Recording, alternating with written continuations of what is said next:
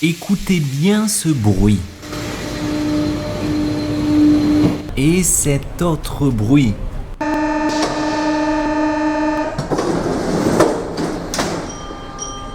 Est-ce que ça vous fait penser à quelque chose? Bon, si vous avez déjà visité Paris, je pense que c'est un bruit qui vous est familier. C'est un bruit que vous devez connaître. Qu'est-ce que c'est? Eh oui, évidemment, vous l'avez deviné, c'est le bruit du métro parisien. Le métro parisien, c'est un monument. Que serait Paris sans son métro? Alors, évidemment, le métro parisien n'est pas parfait. Parfois, ça sent pas très bon. Parfois, c'est un peu glauque. Parfois, mais c'est quand même super pratique. Et c'est de ça dont nous allons parler dans cet épisode, le métro parisien. Et comme le métro, vous connaissez peut-être un peu, je ne vais pas vous faire un cours d'histoire sur le métro parisien. Non, j'ai décidé de vous parler de 17 curiosités sur le métro parisien. Allez, c'est parti pour un nouvel épisode du podcast 100% français authentique.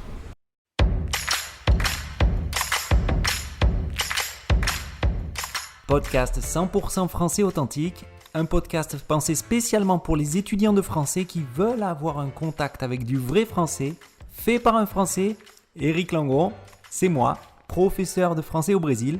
L'idée, c'est de vous parler 100% en français et de vous présenter ou de vous expliquer un fait d'actualité en français, une curiosité en français ou une chose qui me tient à cœur en français. C'est parti!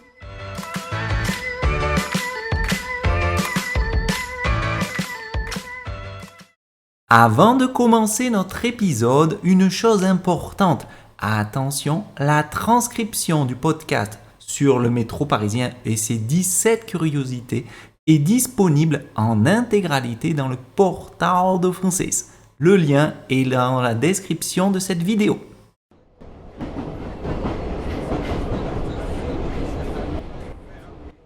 Bien, le métro, tout le monde connaît et ça fait maintenant plus d'un siècle que les Parisiens, toutes les personnes qui habitent en région parisienne, empruntent le métro quotidiennement pour se déplacer dans la célèbre capitale française.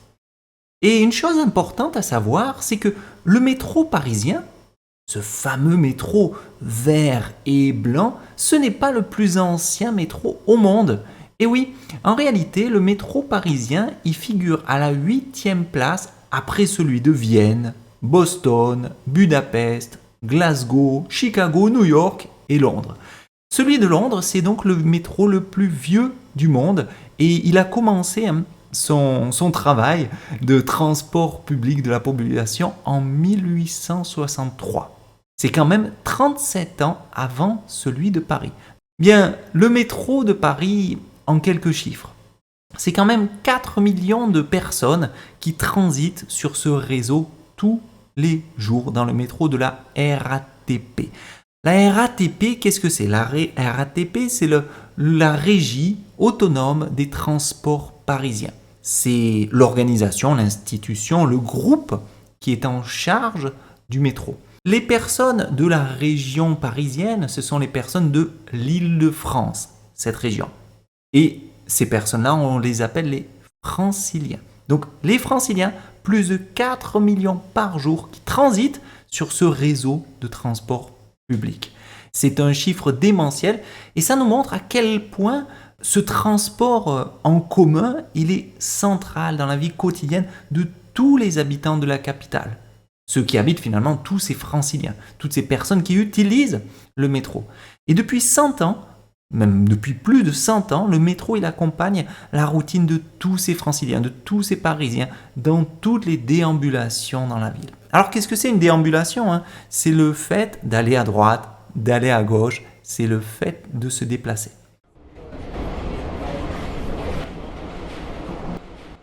Et dans cet épisode, j'ai décidé de vous parler, justement de vous présenter quelques curiosités sur ce moyen de transport qui est essentiel dans la ville parisienne. Et je ne vais pas vous parler de son histoire, qui l'a construit, pourquoi, etc. Non, j'ai préféré être un peu plus atypiques, un peu plus intéressants. Et je vais donc vous parler de ces curiosités. Par exemple, combien il y a de stations? Quelle est la quantité de voyageurs par an sur ce réseau de la RATP? Est-ce que vous saviez, par exemple, qu'il y a une station fake qui est faite juste pour le cinéma? Bref, je vais donc vous parler de 17 curiosités sur le transport parisien préféré des Français, préféré des Parisiens. C'est parti!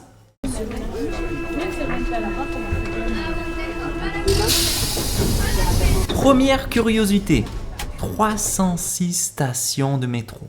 Et oui, il y a 16 lignes dans toute la capitale française et à ce jour, nous avons 306 stations de métro. C'est un chiffre qui s'est récemment agrandi parce que avant il n'y en avait pas autant, mais récemment, il y a la station Barbara, la station Lucie-Aubrac qui ont été inaugurées sur la ligne 4. Donc ça augmente et petit à petit, le nombre de stations croît. Croît, c'est le verbe croître, qui est synonyme du verbe s'agrandir, qui augmente. Donc ce nombre est en train de croître puisqu'il y aura bientôt l'inauguration de nouvelles lignes, comme la ligne 15, 16, 17 et même 18 dans les prochaines années. Et une chose à savoir, 306 stations, c'est une chose qui est unique au monde, parce qu'en réalité, quand vous êtes à Paris, il n'y a aucun lieu parisien, aucun endroit parisien qui a plus de 500 mètres d'une station de métro. C'est très très pratique parce que grosso modo, où vous êtes, n'importe où vous êtes, vous regardez et vous pouvez voir une bouche de métro, une station de métro dans laquelle vous pouvez entrer et prendre le métro pour aller dans un bar, un resto, chez vous, travailler où vous voulez. Et clairement, cette particularité, cette densité unique, elle fait, je pense, probablement de la ville de Paris la ville la plus adaptée aux personnes qui n'aiment pas marcher, puisqu'il est possible à peu près n'importe où de voir une station de métro. Et alors, il y a une chose qui est quand même curieuse, on a 306 stations de métro, mais vous devez savoir que moins de 2% de stations de métro portent un nom de femme. Et oui, vous ne rêvez pas, vous avez bien entendu, moins de 2%. Alors ça, c'est un sexisme inimaginable, c'est très très bizarre. Et je pense d'ailleurs que les stations de métro parisiennes en disent beaucoup sur la place des femmes dans l'espace public. Alors quelles sont ces stations qui ont des noms de femmes, qui honorent les noms de femmes? Nous avons Louise Michel, Europe Simone Veil, Boucicaut, Pierre et Marie Curie, Madeleine, Chardon-Lagache, Barbès Rochechouart, Barbara, Nina Simone et la résistante Lucie Aubrac. Mais voilà, il y en a très très peu et c'est pas vraiment normal. On a aussi surtout des noms masculins, mais bon, ça fait partie des curiosités.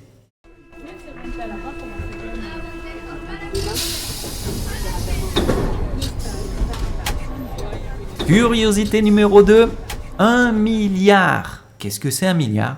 C'est 1 milliard de voyageurs. En réalité, par an, et en moyenne évidemment, le nombre d'utilisateurs qui transitent dans le métro parisien, du 31 janvier au 31 décembre, est 1 milliard. C'est complètement fou, c'est complètement démentiel, c'est énorme. Il y a beaucoup de personnes qui utilisent le métro. Les Parisiens, les Franciliens et les touristes. Tout le monde l'utilise.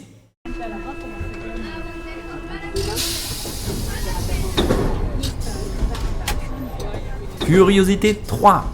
4 personnes au mètre carré. Qu'est-ce que c'est un mètre carré? C'est une mesure d'une surface. Et une enquête du Parisien, qui est un journal français, a montré que la densité des voyageurs, c'est-à-dire le nombre de personnes qui sont sur un mètre carré, augmente de jour en jour. Et en réalité, le métro parisien et cette densité de 4 personnes au mètre carré font du réseau de transport parisien le plus chargé d'Europe. Par jour, on va compter à peu près 217 000 voyageurs.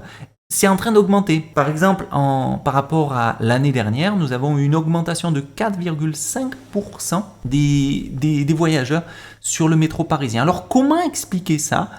Le responsable de la RATP, dont je vous en ai déjà parlé, la Régie autonome des transports parisiens, explique cette augmentation par trois raisons. 1.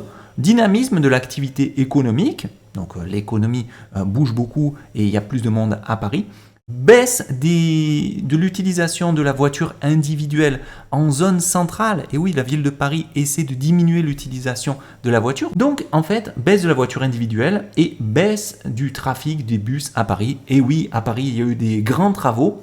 Et on considère que ces trois choses, l'activité économique, la baisse de la voiture individuelle et les travaux, facilitent et augmentent la fréquentation du métro. Et c'est ça qui explique qu'on a 4 personnes au mètre carré. 4 personnes au mètre carré, c'est pas franchement agréable. Vous prenez un mètre carré et vous voyez que vous pouvez y être avec 4 personnes.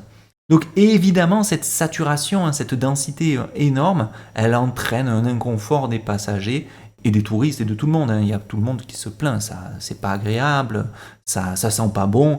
Et où est-ce que les personnes sont le plus nombreuses? Bon, ça a été constaté que les lignes 1, 9 et 13 aux heures de pointe, l'heure de pointe, c'est le moment où il y a le plus de personnes.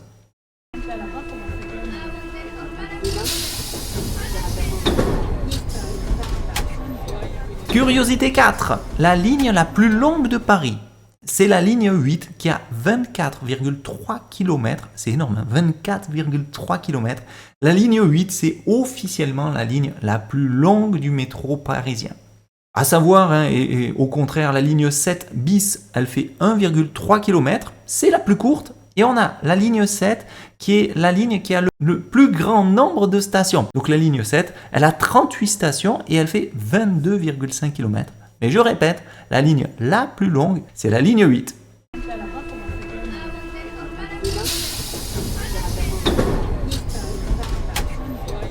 Curiosité numéro 5 avec la ligne la plus lente. Quelle est la ligne la plus lente? C'est la ligne 10 qui a une vitesse moyenne à 20,4 km/h. On va arrondir à 20 km/h.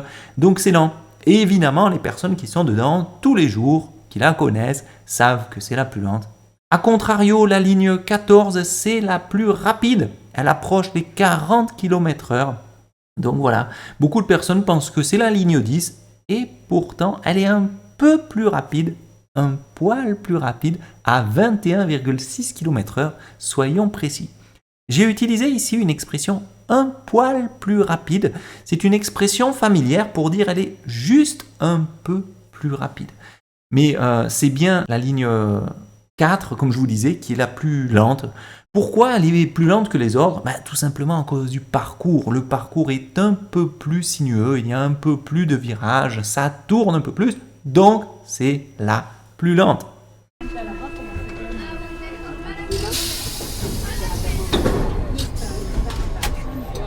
Curiosité numéro 6, 60 trains par heure. 60 trains par heure, c'est beaucoup. Beaucoup de personnes critiquent la ligne 7, mais la ligne 7, c'est la rame. Alors la rame, c'est celle la ligne finalement, qui a le plus de trains. Et ça peut arriver jusqu'à 60 trains par heure. C'est énorme, 60 trains par heure. Même moi qui vous dis ça, ça me surprend.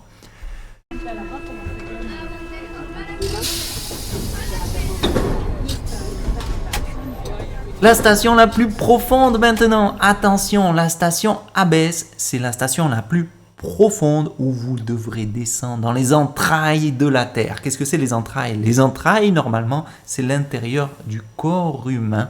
Donc la station Abbesse, c'est celle qui est la plus profonde. Vous devrez descendre jusqu'à 36 mètres. Alors pour les personnes qui n'aiment pas le sport, c'est un peu compliqué parce qu'il y a beaucoup de marches. On a des escaliers avec 176 marches en tout. Évidemment, il y a des ascenseurs, mais comment vous faites s'ils ne marchent pas?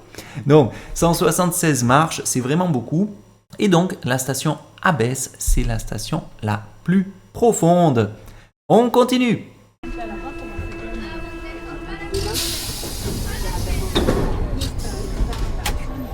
Curiosité 8, la station Châtelet-Les Halles est ce qu'on peut considérer un véritable hub en plein centre-ville. Pourquoi? Parce que tous les jours, elle voit passer en moyenne entre, allez, on va dire presque 600 000 usagers et 1500 trains par jour. C'est hallucinant. Et donc, la station Châtelet-Les Halles, qui est un enfer hein, quand vous y allez et que vous avez un changement, vous savez qu'il y aura du monde, vous devrez marcher, c'est la galère. En fait, c'est la première gare souterraine du monde parce que justement, comme je vous ai dit, elle a beaucoup d'usagers. On dit hein, en moyenne 550 000 usagers par jour et je répète 1500 trains par jour. C'est la folie.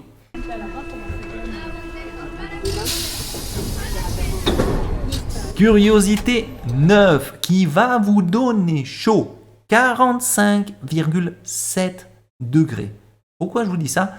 Ben oui, vous le savez, si vous avez déjà pris le métro à Paris, la température, elle peut être haute, désagréable. Il fait chaud, il y a des odeurs, c'est pas toujours facile à supporter. Et alors attention, dans les lignes 4, 6, 13, c'est particulièrement chaud. On a mesuré 45,7 degrés par des usagers un jour de canicule. Alors c'était en juin 2019. Maintenant une question. Vous imaginez, vous, 45,7 degrés, être dans le train, forte chaleur, c'est ultra désagréable. Mais il n'y a pas la climatisation. Donc évidemment, l'air ne circulait pas et il faisait très chaud.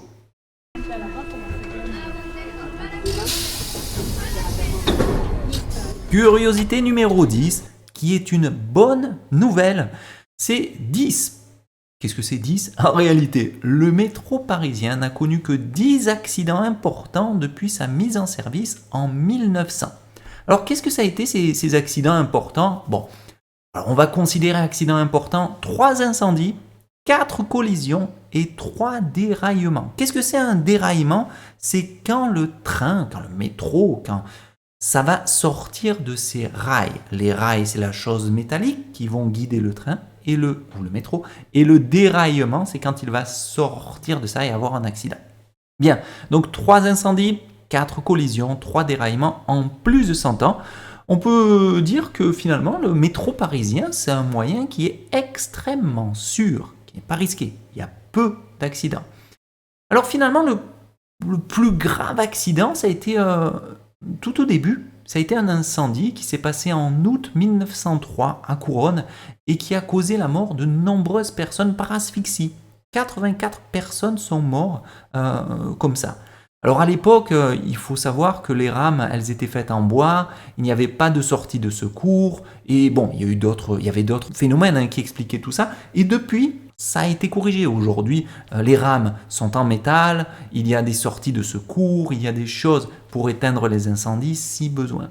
Et donc, depuis 1930, il n'y a eu aucune mort accidentelle de voyageurs à déplorer. Depuis 1930, c'est pas mal, hein. Ça fait quand même beaucoup de temps, bientôt 100 ans sans accident.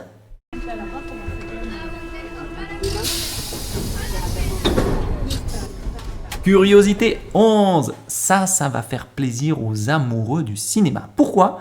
Parce que il y a une station fake, comme je vous disais, et cette station fake, elle est destinée au 7e art. Et oui, fermée au public depuis 1939 à l'arrêt de la voie à navette, il y a une partie de la station de la Porte des Lilas qui a été réutilisée, qui a été recyclée pour des décors du cinéma. Et on a pu la voir dans des films comme un film français qui est un monument du film français qui s'appelle Pinot Simple Flic, Scout toujours, Ronin pour un film international, un film que vous connaissez probablement, Le fabuleux destin d'Amélie Poulain, Paris je t'aime, ou un film plus récemment avec Kevin Costner, Days to Kill, qui ont utilisé cette station fake. Qu'est-ce qu'ils font à chaque fois? En fait, ils la louent et ils changent de nom, ils changent l'apparence pour que ça fonctionne bien et que ça colle bien au film. Et donc cette station fake, cette station qui est recyclable, modifiable, elle est totalement personnalisable en fonction des besoins du tournage. Cette porte de lilas, cinéma finalement, hein, c'est une chose qui est super pour les cinéastes, parce que ça va apporter de l'authenticité au film, mais aussi pour la RATP. Pourquoi la RATP? Parce que la RATP, elle gagne beaucoup d'argent. Et oui, elle gagne beaucoup d'argent puisqu'elle loue, évidemment, cette station fake. Et c'est pas rien. Par an, c'est quand même 200 000 euros de recettes grâce à la location pour le cinéma. Pas mal et bien pensé.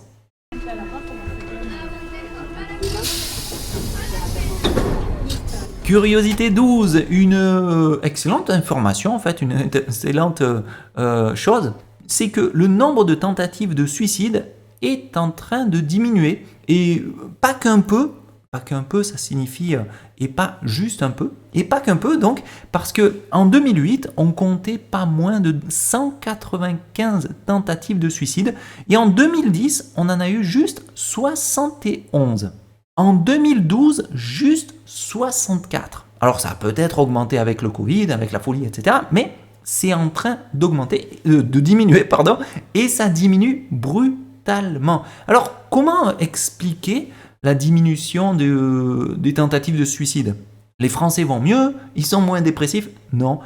Bien souvent, il y a l'installation de systèmes sur les voies, des systèmes de sécurité avec des portes palières qui vont s'ouvrir juste à l'arrivée du métro et ça va permettre d'éviter ce genre-là. Donc bon, c'est quand même un point important. Alors attention, hein, c'est pas sur toutes les lignes de métro que ça arrive, mais à terme, la RATP voudrait en mettre de partout pour éviter ce genre de problème. Curiosité 13, 134 millions de voyageurs? Non. 134 millions d'euros de déficit dû à la crise du Covid. Et oui, avec le Covid, ou la Covid, en fonction de votre préférence, le métro a souffert. La crise économique provoquée par le Covid, elle n'a pas épargné du tout la RATP. Qu'est-ce que c'est épargner, hein? C'est ne pas faire la RATP comme une victime. Donc, on a eu une catastrophe économique et jusqu'à présent, la RATP, elle n'avait jamais connu de déficit, elle n'avait jamais connu la crise, mais en 2019, elle a beaucoup souffert. Il y a eu une baisse de 43% du trafic, une perte de 134 millions d'euros et qui s'est répétée parce que cette crise du Covid a duré longtemps.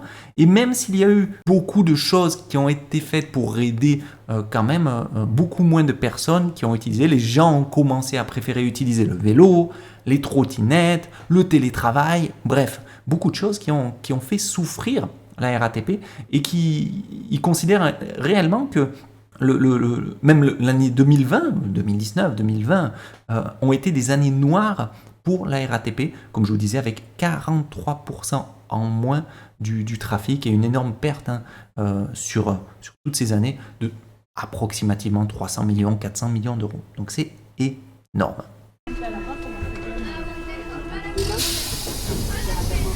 Curiosité 14 que j'aime bien, il y a des grillons dans les stations de métro de la capitale. Alors peut-être que si vous avez pris le métro, vous avez déjà été surpris, vous avez déjà écouté des grillons chanter. Qu'est-ce que c'est un grillon? C'est ça.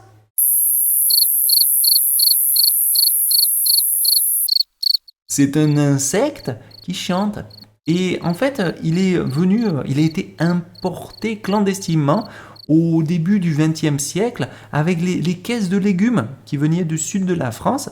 Et ils sont restés et puis ils se sont installés progressivement. Alors au début, ils sont venus à cause de ces caisses de légumes qui venaient du sud de la France, mais après ils sont restés. Pourquoi? Parce que la température pour eux elle est agréable.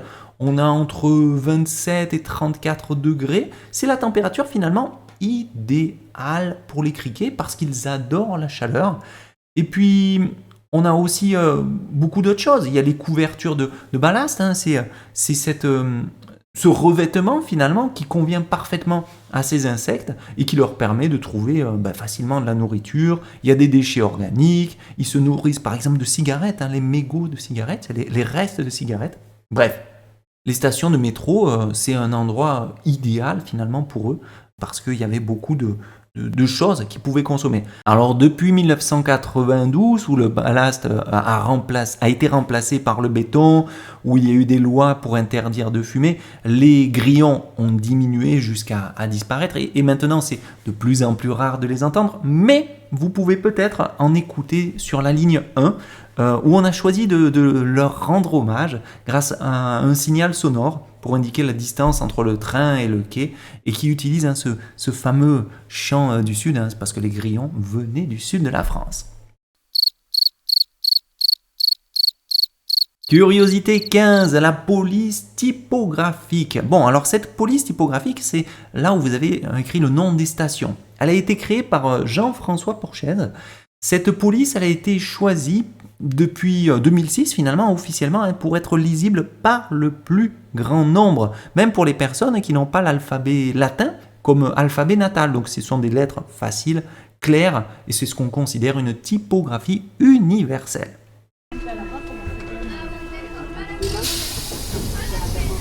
16, une chose un peu triste, mais le métro a servi d'abri pendant les bombardements. Mais oui, pendant la Seconde Guerre mondiale, Paris n'a pas hésité à trouver une autre fonction, son métro.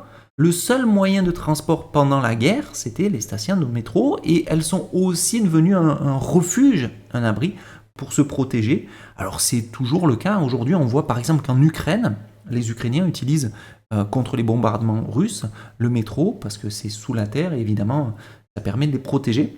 Et c'est pour cette raison d'ailleurs que quand vous regardez certaines stations de métro, vous avez certaines stations qui sont des abris anti-gaz, par exemple.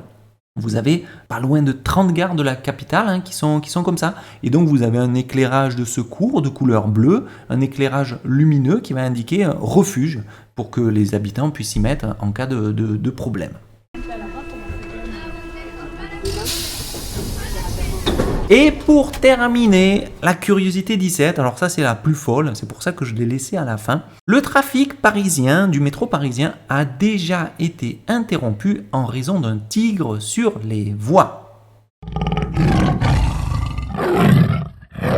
Le 24 novembre 2017, il n'y a pas eu de panne, il n'y a pas eu de problème de régulation. Non. On a préféré arrêter. Pourquoi le métro? Parce qu'il y a eu un tigre dans la rame.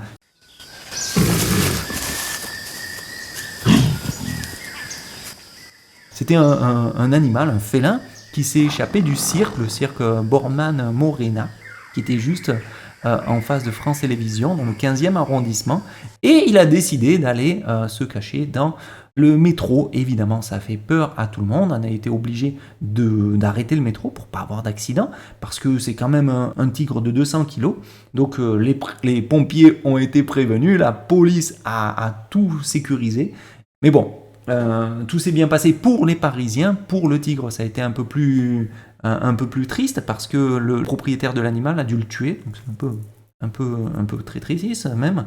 Et voilà, à l'époque, la solution, elle a été extrêmement critiquée, aussi bien par des associations que par les habitants.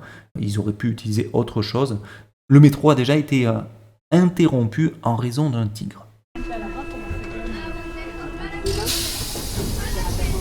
Bien, donc voilà 17 curiosités. J'espère que vous en connaissiez peu finalement, que ça vous aura donné envie de connaître Paris, même si le métro, je répète, c'est pas très très glamour. Des fois, ça sent pas très très bon. Des fois, il y fait très très chaud. Mais c'est un moyen, je pense que c'est un des meilleurs moyens pour connaître Paris parce que c'est très rapide, c'est pas très cher. Personnellement, moi, je l'utilise, j'adore, avec ma famille, quand je suis seul, avec mes amis, bref, tout le temps. Donc je vous le conseille, utilisez le métro, c'était pas mal. Si ça vous a plu, dites-le moi dans les commentaires. À très bientôt pour un nouvel épisode de ce podcast. Salut! Une chose importante, attention, la transcription du podcast sur le métro parisien et ses 17 curiosités est disponible en intégralité dans le portal de Francis. Le lien est dans la description de cette vidéo.